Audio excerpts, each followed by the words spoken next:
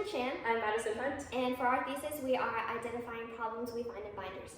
So for our problem statement, we noticed that metal rings of binders often misalign and have other problems, and that causes inefficiency for students, teachers, businesses, and many other people. So we started looking into attempted solutions to fix these problems. And there are a lot of websites out there like Failiofaxy that try to have DIY and do-it-yourself sort of answers and solutions for these binder problems. So they help people, but they also guarantee that it's not permanent and that sometimes it may not work. And there are also binders like these that are very popular among all types of students, and they have a pressure lever that opens up the binder, and that helps with the difficulty in opening, but when you close it, it snaps closed very quickly, and if you look, all of the rings are not aligned correctly. So we found that these solutions are actually helping the problem. So to make sure that our target audience has the same problems that we are identifying, we actually created a survey, and it said, do you have these problems with binders, or like what other problems do you have with binders, and if we made a new mechanism that fixed these problems, would you buy this from the market, or would you use it? And for our percentages, 75% said yes. So from this percentage, we took this percentage to heart, saying that our problem was clearly the majority, and we knew that we could proceed with our thesis and improve this problem that people actually find that they need help with. So after all this research, we created a general solution, and we wanted to create a mechanism that eliminated pinching, misalignment, difficulty in opening, and any other binder problem that we or our audience has experienced, and that's when we go into our inspiration. So with our inspiration, we actually found that car phone mounts, of all things, had two mechanisms that we wanted to apply to binders. So the first one is a clamp. So this clamp has a lever that pulls a rod, and when you twist the lever, it closes the clamp. So we thought that was a good mechanism that we could potentially apply to binders. And then down here, we have the inside of a car phone mount. And this mount has a track and gear system, and it helps to open and close the car phone mount with ease and seamlessness. And we thought that was another good thing that we could apply to binders. And here's Rachel with the conceptual design. Okay, for our conceptual design, we actually had 3 sketches, and before we even found the inspiration of a car phone mount, we actually designed our own, but there was a big flaw, which is why we did not take that into account. So here's our first sketch. We had a kind of push and pull method. So starting from here, there would be a stem that connected right there. When you pull it, it would open the rings up, and then, in order to close it back, connected together, you would push it back into, back into its place. But obviously the side effect to that is the part or whatever that would have been created to push and pull this mechanism would have interfered with people putting it in backpacks. So we were like, okay, scratch the idea. Let's try, the inspiration from the car phone mount. So going on with what Madison said about the clamp, here's our first preliminary design, which was going off for our first prototype.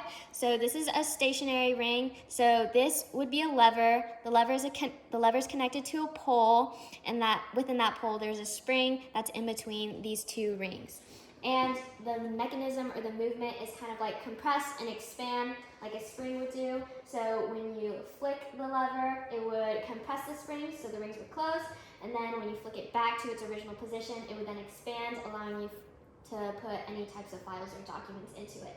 And here is, the result of that first prototype we have created.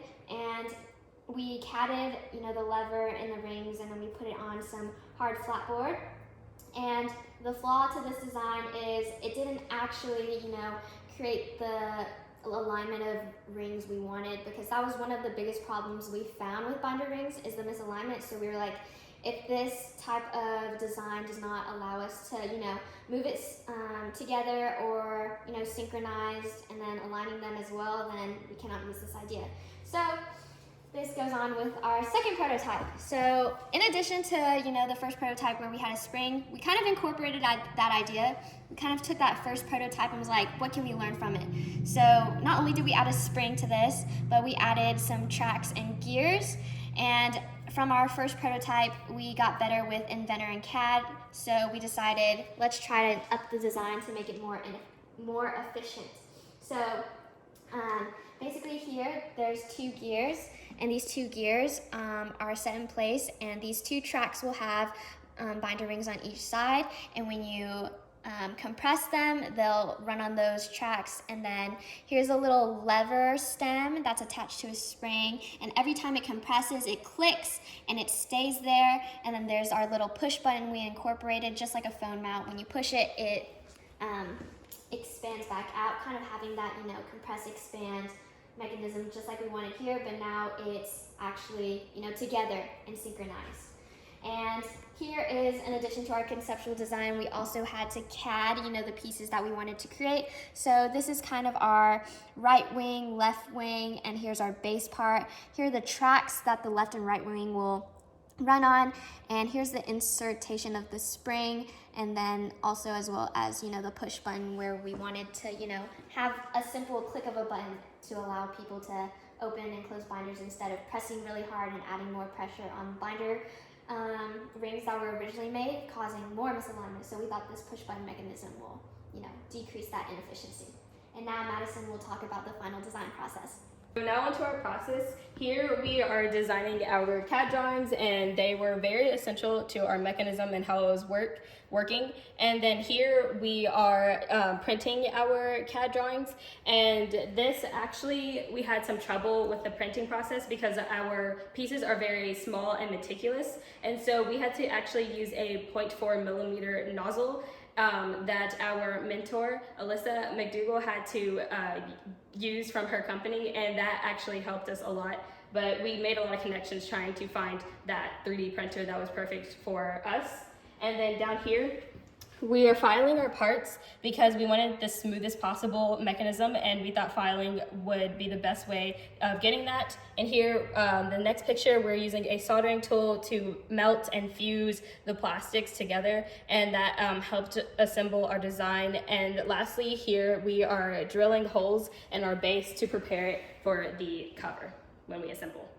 Okay, so with all this development, here's our final prototype or our final design, our little push button mechanism. So you just place both of your fingers and you hold down these 2 buttons, and it should expand the rings, and you're able to put in all your documents safely. And because it runs on a track, you simply just close it down and then it will line up.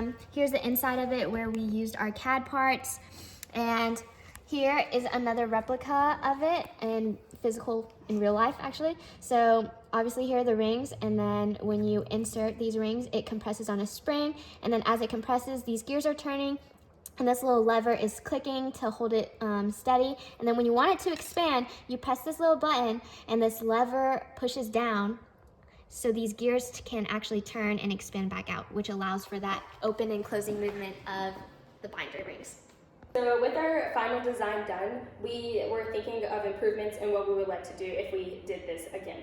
So we would obviously make a better material for the exterior and also the plastic that we used. We were thinking that metal might be better for the ring, seeing as it's more durable and sturdy than the plastics that we had to use, and we did not have access to printing a metal ring. So we would definitely use metal material and a better exterior material in a future study. And also, if we were able to do it again, we would make our mechanism be able to screw in and out so that we are reducing the waste that binders come with, because if the cover is messed up, you have to throw out the entire binder and buy a new one. But with ours, you would be able to reuse the mechanism and buy a cover that is much cheaper than buying a whole new binder. So we would reuse our mechanism multiple times, and it would work just as well. All right, thank you for listening to our thesis presentation.